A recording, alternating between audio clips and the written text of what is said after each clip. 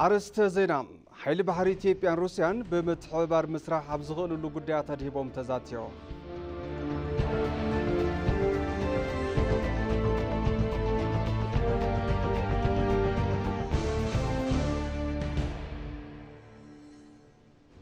أب كل تجرين سلسلة بيتشح مناسع عدة راح مفتار زخلو استفالي بروجكتات لمعات دلوات كم زغنو جزاوي من محدارتي كل لفليتو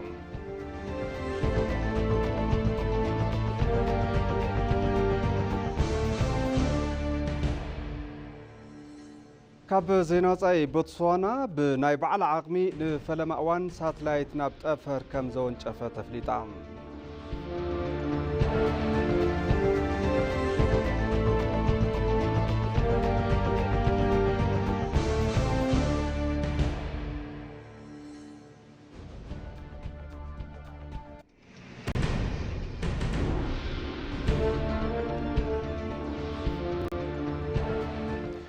سلام زخوركم تملكتنا كما يتعلو لك ساعات تخوين لو كم تلمود نساعات ترالو زيناتات حزنا متينا لنا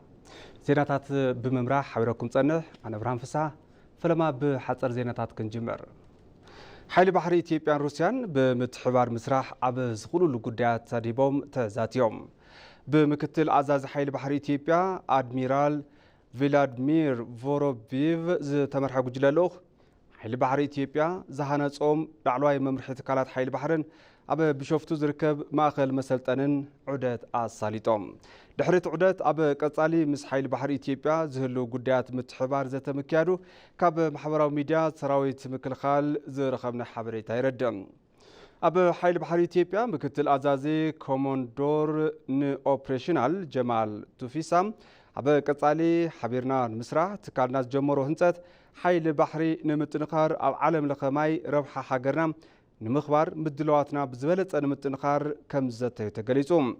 بحبار حيل بحري زتنا خرولون أبا قطالي متحبار نممتشاون دحرتي زته سممعنا تختيموم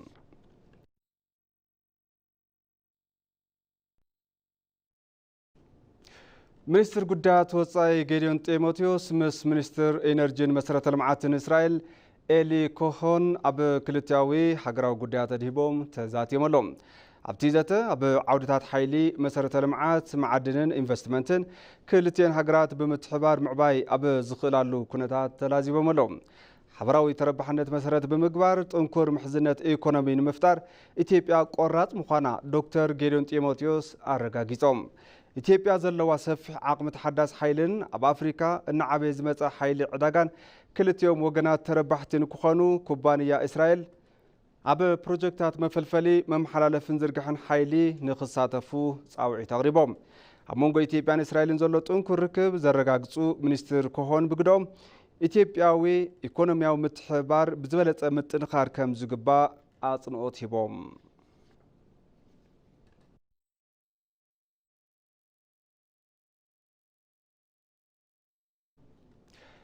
أب بجت عمت كل تشحن عسرت شعاتن زبناو دقعي ناب وشت هاجر ناي مقعازة فتاتما أب صبوغ درجة كم زركب منستر ترانسبورتن لوجيستيكسن على مسمية قليصوم زبناو دقعي ناب وشت هاجر نمقعاز استتعيش سترين كوميتيم أفتاتما تلمي تقمقملهم بزيد ماكس ساب 4 مقابيت زلو أفتاتما زي تقمقمن تخون بب عمتو كاب استتحزة كل 3.4 مليون متريك تون تي لعلي 700 متريك تون ناب وشت هاجر مقعاز تقايلو تبايلو لهم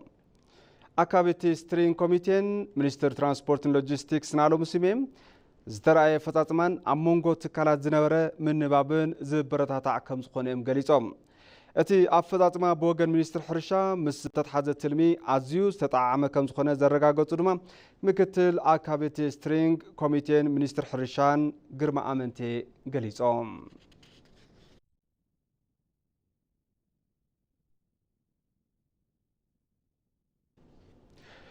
أبا كل تجراي نسلستمي تشح مناسع عدل سراح مفتار زخلو تفرالي بروجكتات لمعات دوات كمزخونو جزاوي ممحدارتي كلل أفليتلهم أبا جزاوي ممحدار كلل تجراي حلفيت كابينة سكرتيرات ساينس تكنولوجي فتران ስልጠናን ዶክተር አልጋነሽ ተሰማም ግብርና ማኑፋክቸሪንግ አናሽተይ ኢንዱስትሪታት መቃሪ ፍርያት ግብርናን ካብቶም ን300,000 መናሰይ ዕድል ስራሕ ንምፍጣር ዝተመቻቸው ፕሮጀክታት ከም ዝኾኑ ተዛሪበን ዘለዋ ኣብቲ ክልል ምስ ዝርከቡ ላዕለዎት ትካላት ትምህርትን ብውልቀ ምስ ዝምርሑ ምሁራንን ብምትሕባር እቲ ምድላው ፕሮጀክታት ኢንተርፕራይዝ እናተዛዘመ ከም ዝኾነ እውን ኣረድየን ኣብቶም ፕሮጀክታት ልዕሊ 420 ዓውድታት ልምዓት ዝሓቆፉ ኢንተርፕራይዛት ከም ዝተካተቱ እውን ገሊፀን እየን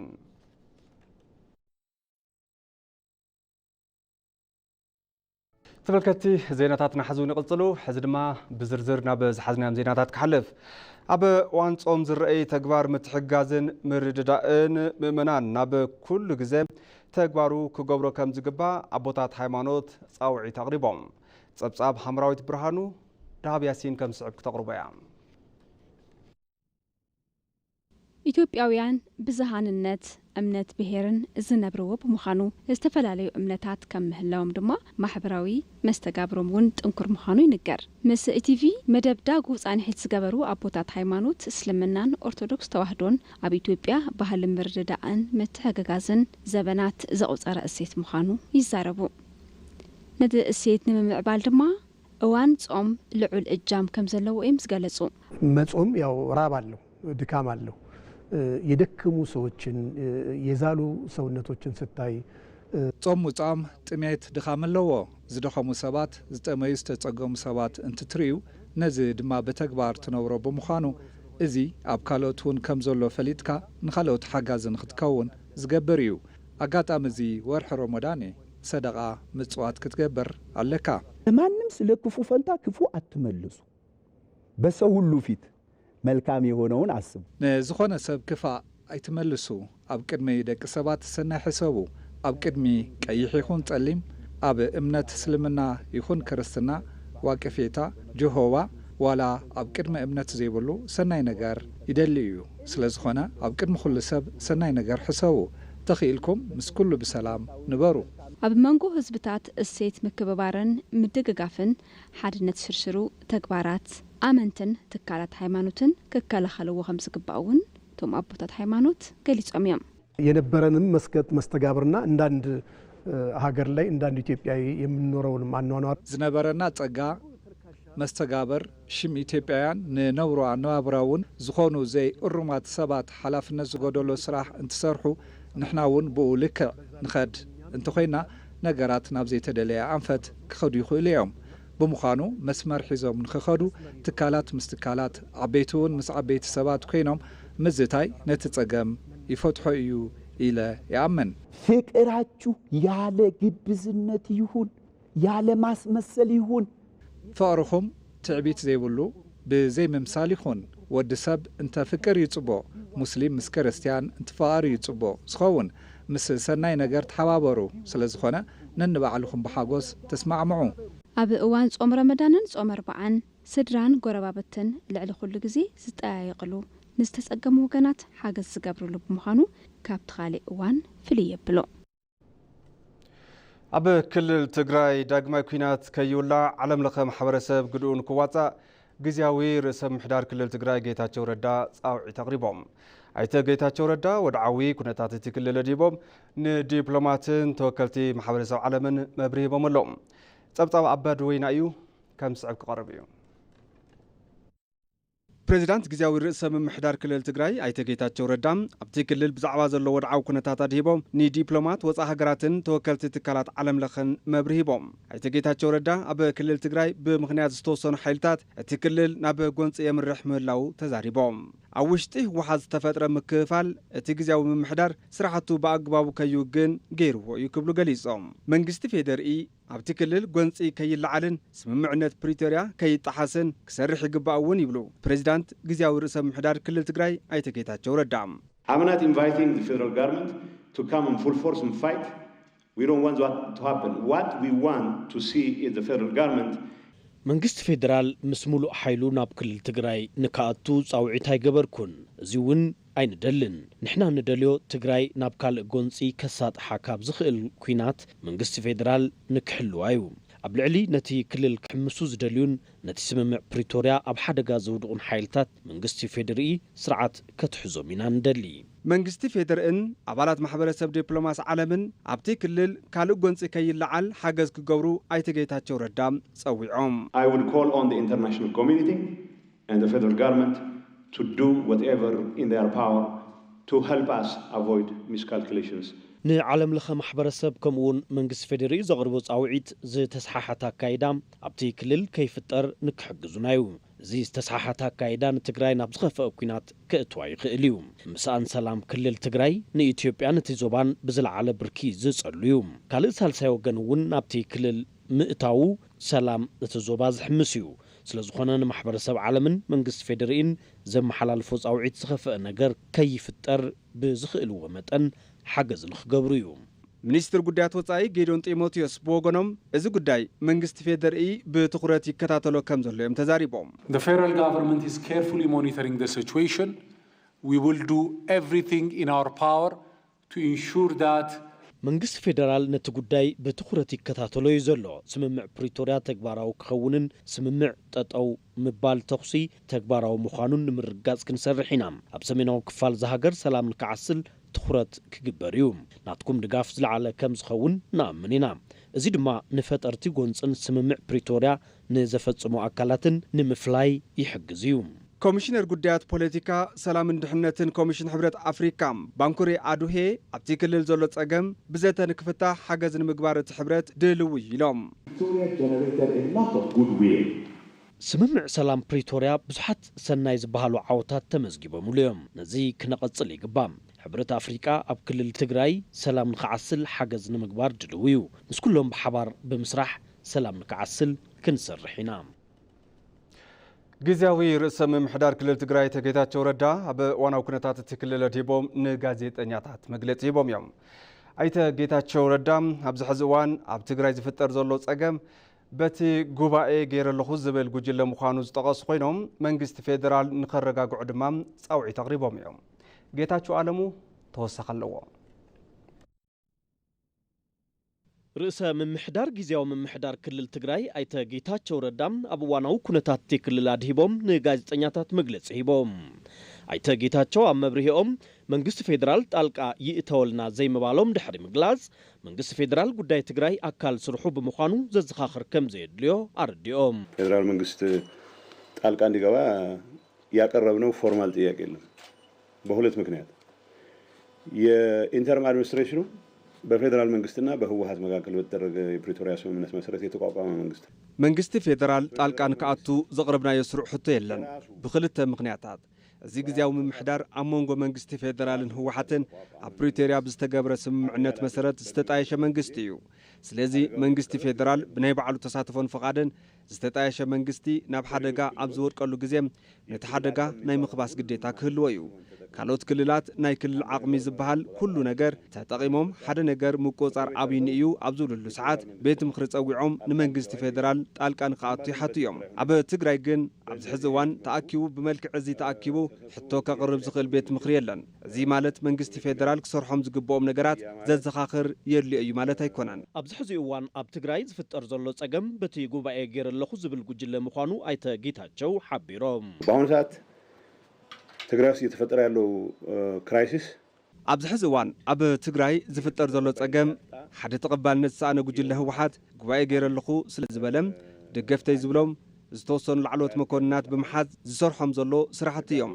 ነዚ ስርዓት ንምትሓዝ ኣብ ዝግበር ምንቅስቓስ እዚ ጊዜያዊ ምምሕዳር ኣብ ውሽጢ ዘሎ ዓቕሚ ምጥቃም ዘኽእሎ ዕድል እዩ እናሰኣነ መጺኡ ኣብዚ ሕዚ እዋን ዝፍጠሩ ጸገማት ንምትዕርራይ ስጉምቲ ክውሰድ ኣለዎ ዝበሉ ኣይተ ጌታቸው እዚ ማለት ግን ኩናት ንምትራፍ እምበር ኩናት ንምውላዕ ዘይምዃኑ ሓቢሮም በዚህ ሰዓት የፌደራል መንግስቱ ይህንን ለማረም አግባብነት ያላቸውን እርምጃዎች መውሰድ አለበት ስንል ጦር አዝምቶ ጦርነት ይቀስቅስ እያልን አይደለም ኣብዚ ሕዚ እዋን መንግስቲ ፌደራል ነዚ ንምትዕራይ አግባብነት ዘለዎም ስጉምትታት ክወስድ ኣለዎ እንትንብል ወታደራት ኣዋፊሩ ኩናት ይወልዕ እናበልና ኣይኮንናን ይኹን እምበር ሕዚ እናገበርናዮ ዘለና ምንቅስቓስ ናብ ኩናት ክእቱ ዝኽእል ከይዲ ንምትራፍ ዘኽእል ኩሉ ዓይነት ስጉምቲ መንግስቲ ፌደራል ክወስድ ኣለዎ ኢልና ንኣምን ኣነ ከም ግዝያዊ ምምሕዳር ቀንዲ ትኩረተይ ብዝኾነ ይኹን ምክንያት ኣብ ትግራይ ካልእ ኩናት ተኸፊቱ ህዝብና ናብ ጸገም ዝሳጥሐሉ ኩነታት ክተርፍ ምግባር እምበር ንዑ ንግጠም ኢልካ ምክት ኣይኮነን ንግጠም እናበለ ዝፍክር ዘሎ ሓይሊ ስርዓት ንምትሓዝ መንግስቲ ፌደራል መግለጺ መሃብ ይኹን ካልኦት ካብኡን ላዕሊ ክሰርሖ ዘለዎም ምንቅስቃስ እንተሃልይዎ እውን ናተይ እንግዶት የድልየ እዩ ዝብል እምነት የብለይን ምክንያቱ እዚ ግዝያዊ ምምሕዳር ኣካል ውሳነ መንግስቲ ፌደራል እዩ ኣብ ክልል ትግራይ ብኣማይታ ሸሓት ዝቁጸሩ ተመዛበልቲ ኣብ ከቢድ ጸገም ከም ዘለው ዝገለጹ ኣይተ ጌታቸው ጸገምቲ ግዝያዊ ምምሕዳርን ጉባኤ ዝገበረ ህወሓትን ንከይምለሱ ምክንያት ከም ዝኾኖም አልዒሎም በመቶ ሺዎች የሚቆጠሩ ተፈናቃዮች ብኣማይት ኣሽሓት ዝቁጸሩ ተመዛበልቲ ኣብ መዕቆቢ ምህላዎም ጥራይ ዘይኮነስ ኣብ መዕቆቢ ሃልዮም እውን ናይ ተፈጥሮ ስራሕ ከይኣኽሎም ሕክምና ንርዳእታን ኣብ ዘይረኽብሉ ኩነታት እዮም ዘለው ስለዚ ብዛዕባ ተመዛበልቲ እንትነውግዕ ናይ መንግስቲ ፌደራል ግዴታ ኣሎ ከም ግዝያዊ ምምሕዳርን ኣብ ውሽጢ እዚ ዝተሳተፉ ካልኦት ሓይልታትን እውን እናተዓናቐፍናዮ ዝመጻና ጉዳይ ኣሎም መንግስቲ ፌደራል ዝኸዶ ርሕቀት ኣሎ ሓቂ ንምዝራብ ንመንግስቲ ፌደራል እኹል ወቐሴታ ስለ ዝወቐስኩ ኣብዚ እዋን እዞም ጸገማት ንከይፍትሑ ቀንዲ ዕንቅፋት ኮይኑ ዘሎ ኣብ ግዝያዊ ምምሕዳር ዘሎ ዘይምትዕራይን ሕዚ ጉባኤ ገይረለኹ ኢሉ ንትግራይ ናብ ካልእ ጸገም ከእቱ እናፈተነ ዘሎ ሓይሊ ምዃኑን ክፍለጥ ክኽእል ኣለዎ ህዝቢ ትግራይ ሰላም ይደልዩ ዝበሉ ኣይተ ጌታቸው ረዳም እዚ ሰላም ዘላቒ ንክኸውን ብቐንዱ ስራሕ ህዝቢ ትግራይ እኳ እንተኾነ መንግስቲ ፌደራልን ኣብቲ ስምምዕ ዝነበሩ ዓለም ለኻውያን ትካላትን ግን ንክሰርሑ ጸዊዖም የትግራይ ህዝብ ሰላም ይፈልጋል የትግራይ ወጣት ሰላም ይፈልጋል መማር ይፈልጋል ማደግ ይፈልጋል ሀብት ማካበት ይፈልጋል ህዝቢ ትግራይ ሰላም ዝደሊ መንእሰይ ትግራይ ሰላም ይደሊ ክመሃር ከዓቢ ሃፍቲ ከፍሪ ይደሊ እዩ ተገዲዱ ናብ ዝኣተወ ኩናት መስዋዕትነት ከፊሉ ከም ዝዋጋእ ነቲ ዝተፈጥረ ሰላም እውን ኩሉ ዓቕሙ ተጠቒሙ ክጸንሖ ይደሊ እዩ ይኹን እምበር ካብ ኩናት ክንከስብ ኢና ዝበለ ዝተወሰነ ብረብሓ ዝተኣሳሰረ ሓይሊ ሰላም ህዝቢ ትግራይ ዝኸልእ ምንቅስቃስ ኣቱ እዩ እዚ ምንቅስቃስ ደው ምባል ብቐንዲ ስራሕ ህዝቢ ትግራይ እኳ እንተኾነ ሕዚ ብዘለናይ ኩነታት ተስማዕማዒ ፕሪቶርያ ዝኾነ መንግስትን ምዚ ጉዳይ ቀጥታ ምትእስሳር ዘለዎም ዓለም ለኻውያን ትካላትን እውን ኣብዚ ጉዳይ ክብልዎ ዝግብኦም ነገር ክብሉ ኣለዎም ርእሰ ምምሕዳር ግዝያዊ ምምሕዳር ክልል ትግራይ ኣይተ ጌታቸው ረዳ ሎሚ 4 መጋቢት 2017 ዓ.ም ኣብ ዝሃብዎ መግለጺ ዕላማታት ግዝያዊ ምምሕዳር ኣብቲ ክልል ሰላምን ምርግጋጽ ንዳግመ ህንጸት ቁጠባቲ ክልል መሰረት ምንባርን ቀጻሊ ምርጫ ክሳብ ዝካየድ ስራሕቲ ሪፎርም ምክያድን ምዃኖም ኣረዲኦም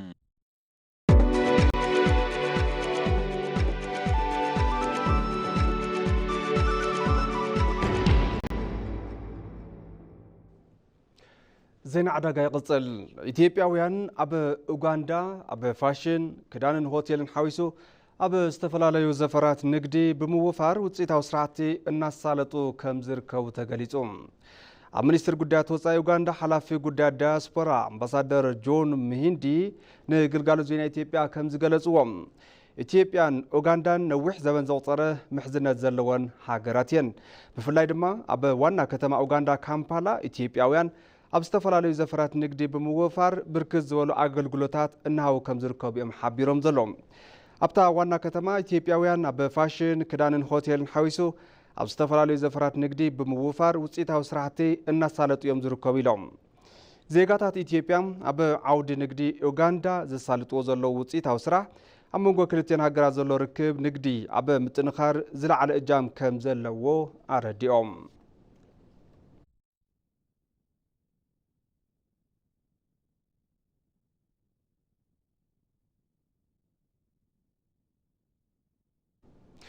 تبلكت حزرما ناب زينات أخسجر بوتسوانا بأمريكا جزات كاليفورنيا بزركب معقل منشاف ساتلايت إيلون ماسك إكس نابت أفر كم زون شافت أفليت علم التهجر لومي نابت أفر زلقة ساتلايت بعلم لخاو يونيفرسيتي ساينس اند تكنولوجي بوتسوانا زي تدالوت مقانا يتحبير زلهم اتا ساتلايت أب هو أب تصنح اللوان بدات هزمرا حرشان ممعبال أتقاقما مريت نمكوزار بارع برخا وحجن دركن حويسو سرعات أقدم كامتن قاطع حرقاتات نممحاش كمون لو تكاب عير أب مكتتال كل فترة كم اتتصاوتيو زنقر زلهم بوتسوانا نفلم أوان نبت أفر زلاختا ساتلايت بوت سات حاد تبايلات سوع كوينام ፕሬዚዳንት ተሃገር ዱማ ቦኮ እቲ ፍጻመ ኣብ ታሪክ ቦትስዋና ዓብይ ምዕራፍ ዝኸፈተ ምዃኑ እዮም ገሊጾም ዘለዉ እቶም ፕሬዚዳንት ብተወሳኺ ኣብ ህዋ ብፍላይ ኣብ ዓውድታት ሕርሻ ሓለዋ ከባብን ሳይንስን ንምስራሕ ትልሚ ፕሮጀክታት ምርምር ተሃገር ዓብይ ስጉምቲ ምዃኑ ገሊጾም እዮም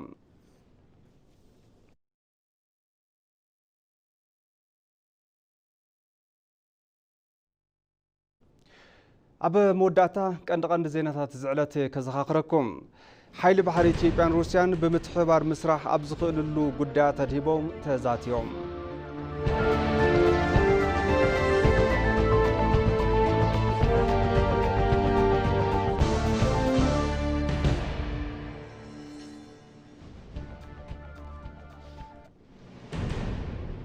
ኣብ ክልል ትግራይ ን300,000 መናእሰይ ዕድል ስራሕ ምፍጣር ዘኽእሉ ዝተፈላለዩ ፕሮጀክታት ልምዓት ድልዋት ከም ዝኾኑ ግዝያዊ ምምሕዳር እቲ ክልል ኣፍሊጡ